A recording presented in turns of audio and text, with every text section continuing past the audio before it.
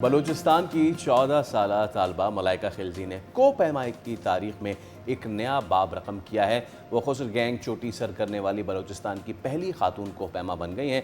मलाइका खिलजी ने बुलंदोबाला चोटी सर करके न सिर्फ कौमी परचम लहराया बल्कि पैगाम भी दिया है कि पाकिस्तानी नौजवान खुसूसन बच्चियाँ अज़्म, मेहनत और हौसले से हर मैदान में नई तारीख रकम कर सकती हैं। एब्सोल्युटली। इस तारीखी कामयाबी को पाकिस्तानी को पैमाई में और ख़वातीन के खेलों में ख़ास करके नौजवान नस्ल के लिए एक अहम संग मील करार दिया जा रहा है। और मैं तो इस 14 years of age and then climbing up और फिर इतना ऊपर जाना, अपने आप को ट्रेन करना, मैं इसी से बाहर नहीं निकल पा रही हूँ। And to be very honest, Malaika चूँकि उनका बलूचिस्तान से ताल्लुक़ है तो this is not very native to ours. Let's remember that too. Malaika, अस्सलाम वालेकुम, कैसी हैं आप? मैं ठीक हूँ, आप बताएं आप कैसी हैं? वालेकुम अस्सलाम, मैं भी ठीक हूँ। मैं और हम मेरे साथ फैसल, हम दोनों बहुत ही एक्साइटेड हैं आपसे बात करने के लिए। Malaika, how did you pull it off? कैसे कर लिया? ये सो लिटिल। बस जब इंसान सोचता है कि मुझे करना है तो वो खुद ही कर लेता है। बस अगर मतलब वो सोचे कि इसको करना है। मलाइका, आपने कैसे इस तरफ रुख किया? आई मीन 13-14 साल आपने फ़ौरन से तो डिसीजन नहीं लिया होगा ना, इसके पीछे सारी मेहनत होगी, ट्रेनिंग होगी। सो क्या सोच के आप इस फील्ड में आई हैं? मैं बचपन से ही माउंटेनियरिंग का काफ़ी शौक था मुझे। अपने बाबा के साथ मैं जाती थी, अपने भाइयों के साथ जाती थी। लेकिन जब मुझे एक प्लेटफॉर्म मिला, मुझे पता चला कि ऐसा भी कोई प्लेटफॉर्म होता है जहाँ पे लड़कियाँ प्रोफेशनल यहाँ पर जा सकती है। तो जब मुझे मेरे भाई ने बताया तो मुझे बहुत अच्छा लगा। मैं बहुत खुश थी कि मैं इस प्रोफेशन में जा सकती हूँ। तो फिर मुझे इसका पता चला था। सही है। और अब मुझे ये बताएं कि कितनी चोटियाँ इससे पहले सर की हैं? प्रैक्टिस कहाँ कर रही थी? कौन सी क्लाइंबिंग करके आपने सोचा कि अब ये एक सफ़र है जो मैंने तय करना है? और साथ कौन कौन था? मैं यहाँ के जो कोयटा के छोटे छोटे पहाड़ है वहाँ पर मैंने प्रैक्टिस की थी। इससे पहले मैंने कोई बड़ी चोटी पे मैं नहीं गई। ये पहला था, मेरा पहली बार था जो मैं मतलब बलूचिस्तान से बाहर गई थी। लेकिन यहाँ पहले मैं नहीं गई थी, लेकिन छोटे छोटे जो पहाड़ है कोयटा के वहाँ पर मैंने प्रैक्टिस की थी अपने कोच के साथ, जो नजीबुल्लाह साहब है, उनके साथ मैंने प्रैक्टिस की थी। जब आप बलूचिस्तान के पहाड़ों की या कोयटा की बात करती हैं, चाहे वो आगे चिल्तन वाले सिलसिला हो, लेंजो पार्क एंड ऑल, तो वहाँ के पहाड़ और इन पहाड़ों में क्या डिफरेंस है? ऑब्वियसली बर्फ़ is one of the thing, क्योंकि बलूचिस्तान के खुश्क पहाड़ रॉक क्लाइंबिंग के लिए तो बहुत मज़े के हैं, लेकिन बर्फ़ानी जो क्लाइंबिंग होती है उसके चैलेंजेस कैसे डिफरेंट, और आपने इसको फिर कैसे इसके लिए प्रिपेयर किया?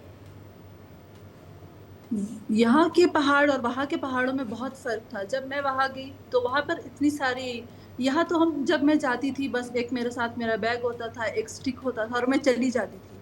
जब मैं वहाँ गई वहाँ पे बहुत सारी इक्विपमेंट्स यूज़ होती थी, जिन चीज़ों का मुझे मालूम भी नहीं था कि ये चीज़ें होती क्या हैं और ये चीज़ें भी यूज़ करनी होती है माउंटेनियरिंग में। जी। तो का पहले शायद टाइम पे तो मैं बहुत डर गई थी क्योंकि काफ़ी ज़्यादा चीज़ें थी।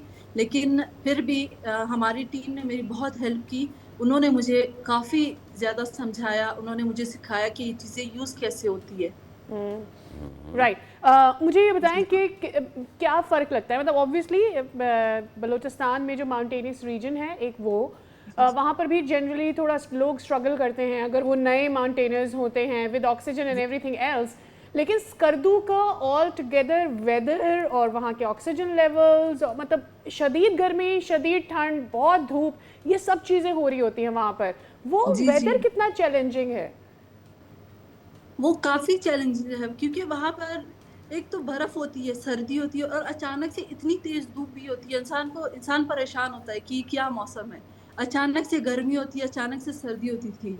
यहाँ तो नॉर्मल बस एक ही मौसम होता है। वहाँ का मौसम का पता भी नहीं चलता। अचानक से बर्फ़ स्टार्ट हो जाती है, अचानक से तेज़ हवाएँ चलती है, अचानक से बारिश हो जाती थी।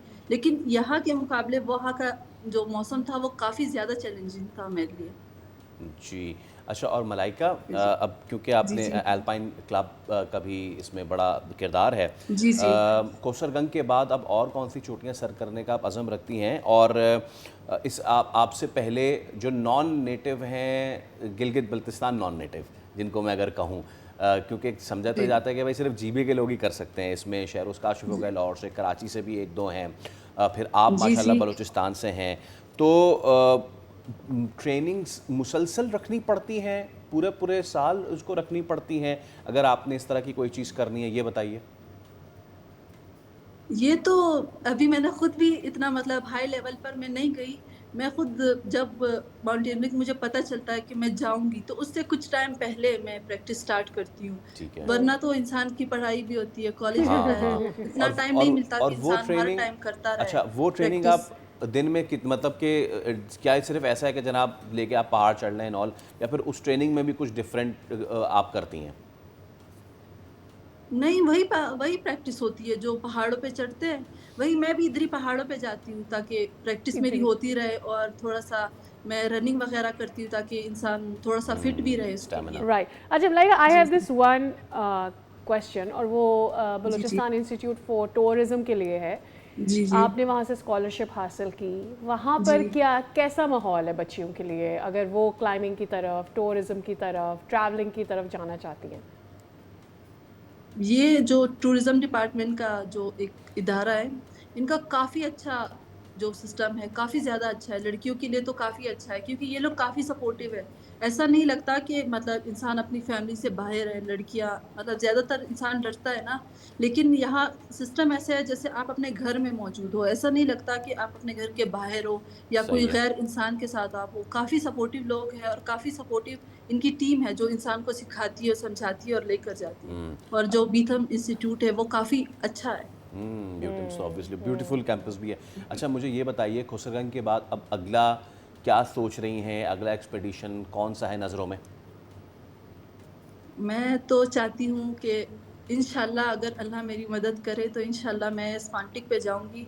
इससे अगला जो 7000 से ऊपर है शायद, तो वहाँ पर मेरा ड्रीम जो पहाड़ है वो है। मैं चाहती हूँ कि मैं वहाँ जाऊँ पहले, उसके बाद मैं बड़े-बड़े पहाड़ों में जाऊँ। ओके, बहुत ठीक है शुक्रिया Malaika. Malaika, best of luck thank you. स्पार्टनी, और हम आपको देखना चाहते हैं उसकी चोटियों पे भी।